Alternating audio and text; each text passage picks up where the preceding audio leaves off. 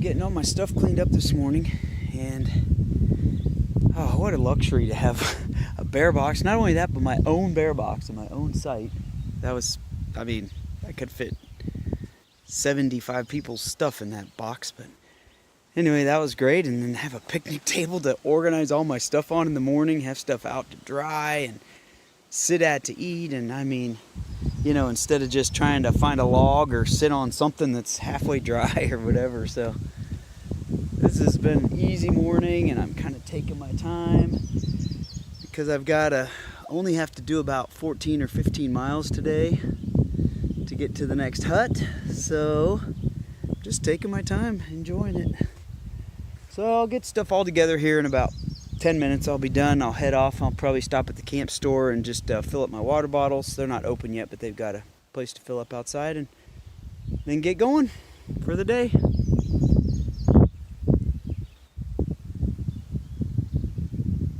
You know, doing this whole hike, just living like this for a couple of months, or it will be a couple of months, it just gives you such a different perspective on so many things.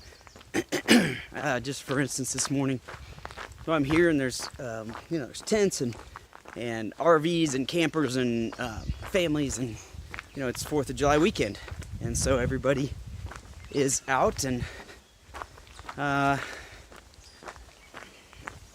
you know, they're living their lives, and they show up with all this great stuff, and you know, I go in the bathroom this morning and use hand soap and the sink to wash my hair, you know.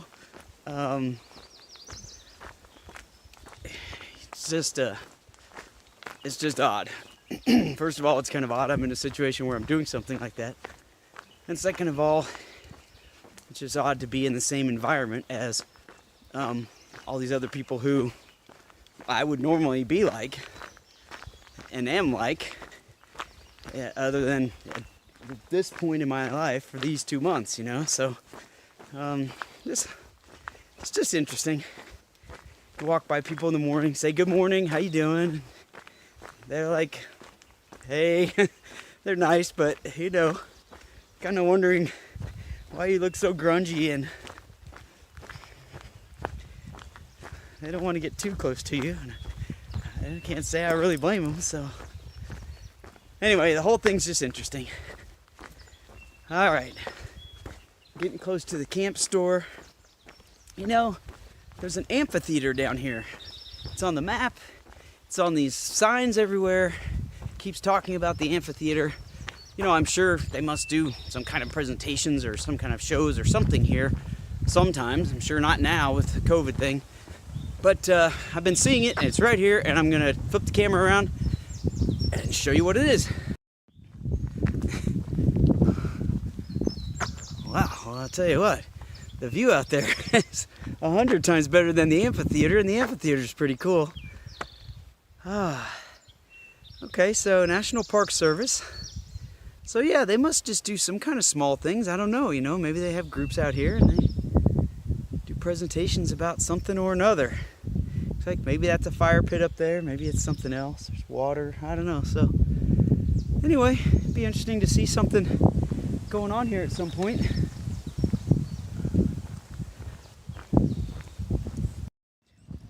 I'm walking in through the camp store. Not through the camp store, but through the tunnel here by the camp store. And I keep thinking to myself, well, if I waited another 20 minutes, it'd be open. You know, I could go inside.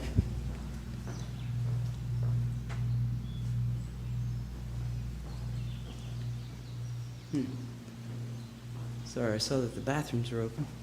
They're not supposed to be yet. Anyway, I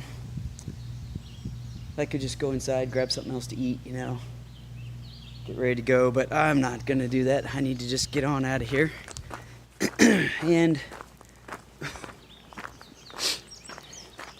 get on the trail, get moving.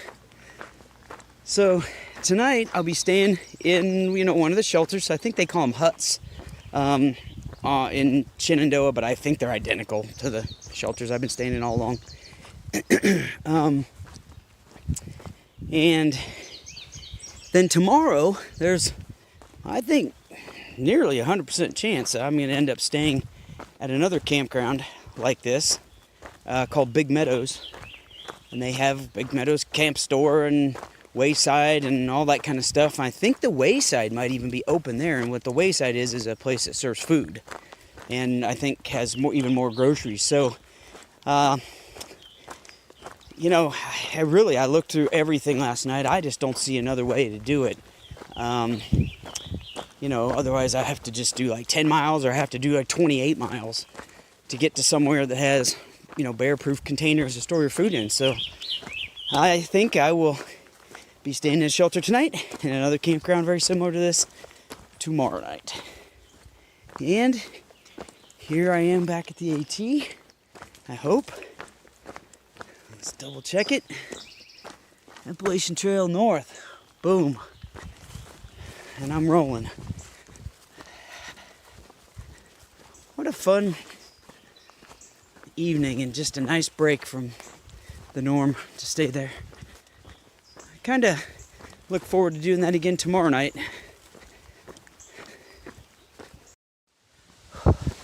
Oh, that was a nice big climb. Start the day. And whoo.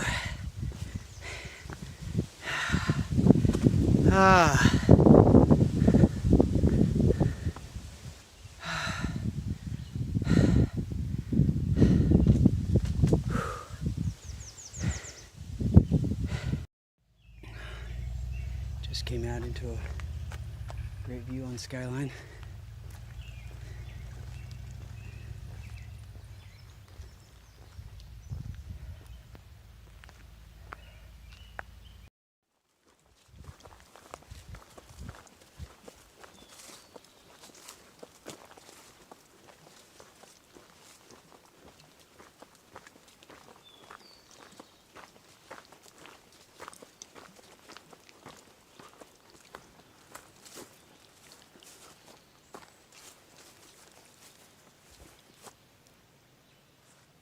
One thing I'm learning about Shenandoah, there's just so little water actually on the trail that you just cross over. Like that creek this morning I crossed over.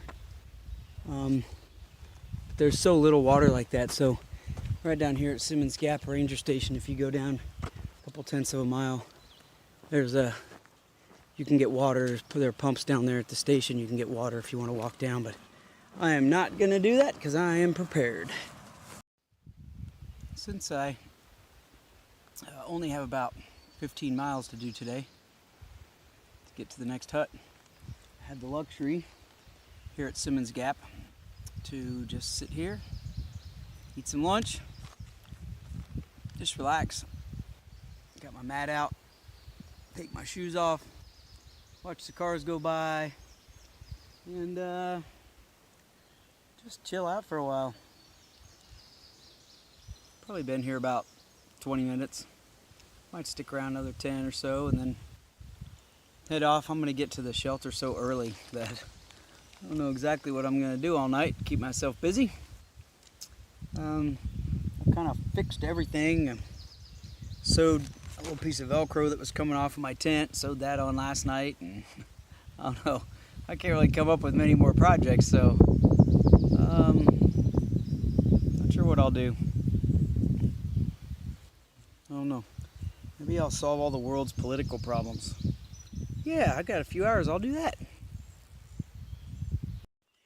I just passed the 900-mile mark on the AT. So, since I started this endeavor last year, I've gone exactly 900 miles and about 20 feet. And that puts me this year at almost exactly 550 miles. So, and really close, almost exactly at the 5-week mark out here. So, to start off this year, the first few weeks I was doing about 100 miles a week. And now, you know, I've gotten ahead of that just a little bit as I'm getting more fit and maybe seeing, you know, my goal at the end, thinking I better move it if I'm going to get there. So anyway, yeah, it won't be, you know, hopefully it'll be less than a week. I'll be back to say 1,000 miles on the AT and 650 for this year. So stay tuned. I was just recollecting back to when I started 5 weeks ago at Fontana, and just how different I feel. You know, I had not been really out in the woods, done much for about 3 months, partially just being busy and working, and partially because of the whole COVID lockdown the whole world was in. I was definitely out of shape. I was concerned about that. I was a little nervous just because I hadn't camped in the woods in a few months, you know, and that's, I mean, not like I didn't know what to expect or understand everything, but, you know, regardless, I still had some nerves about it. Hadn't been through the Smokies before. Had heard that they're pretty tough, and knowing I was pretty out of shape, wasn't sure I could handle it, and was I was really pushing myself hard to make those days happen, those 15-mile days. Was really nervous. 15 to 17 mile days, I guess. Anyway, I was really nervous about, you know, whether I'd chosen the right huts and everything, because I heard that, you know, the Smokies were really strict as far as following your permit to a T and all this stuff and getting fined, and, you know, what if I can't make it to the next hut and I'm too tired, you know, whatever. So there was just a lot of that going on.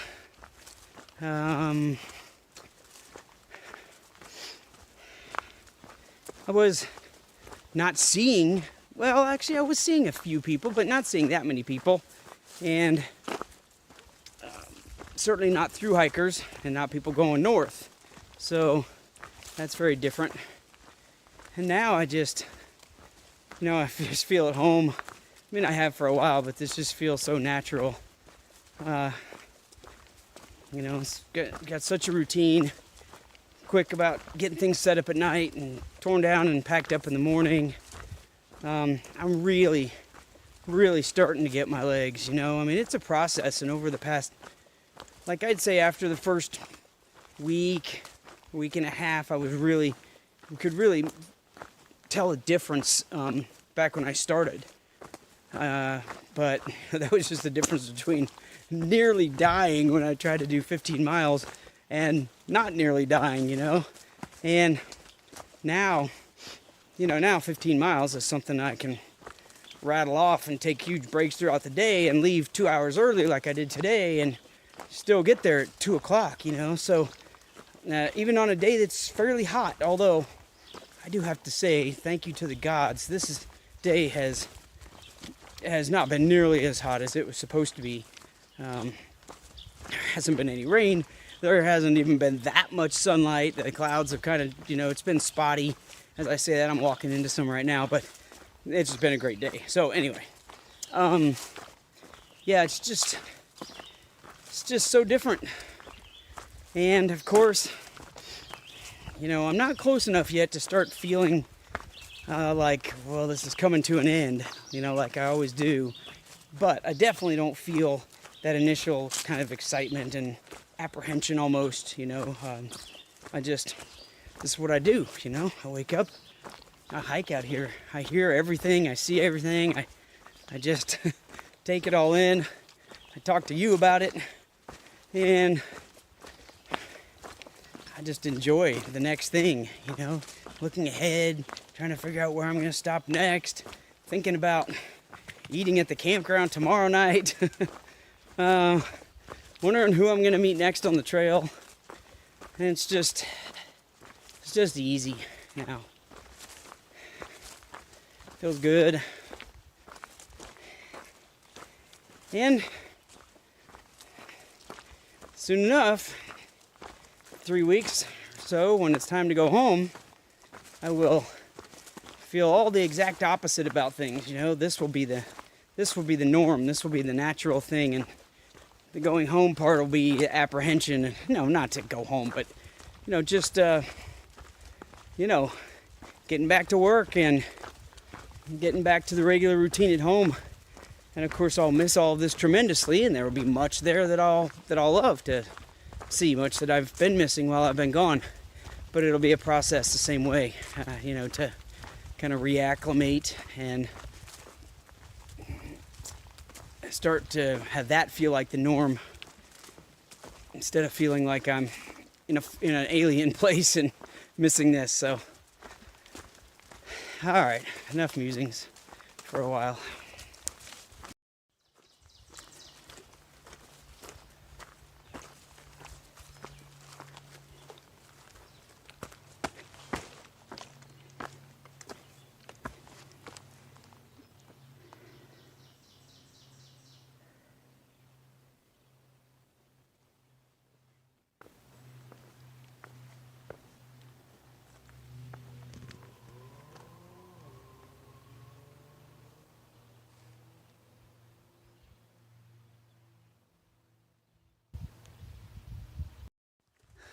All right, I think this is my last Skyline Drive crossing for the day. I believe, anyway. Powell Gap. And here I head up a little ways. No, I have one more crossing. Yeah, because I go up pretty shallow here for a while. And then as soon as I hit Skyline again, as soon as I hit one more gap, then I'll have a steep climb to the shelter. Or a steeper climb to the shelter. And then I'll be home free for the day. Okay, this is the last gap today. Last view of Skyline Drive for the day. I'm gonna have a seat over here in the shade on that rock. It's perfectly made for my rear end. I'm gonna eat something real quick and rest for 5, and then I'm gonna head up. I only have just another, I don't even know what it is, maybe mile to the shelter, so shouldn't take long. I just took a turn to the west. I'm now following the blue blazes because I'm on my way to the hut. I can see the roof shining through the trees over there. There's supposed to be a spring down here, so that's good. Fill up plenty of water, clean up tonight. Tomorrow's water situation is a lot better. There's water about 3 miles down the path as I start tomorrow, and then there's water again about another 6 miles, and water another 8 miles after that, and then I get to the campground. So that'll make things easier. I only have to carry, a liter or so with me all day long. So I should be able to move a little easier. All right.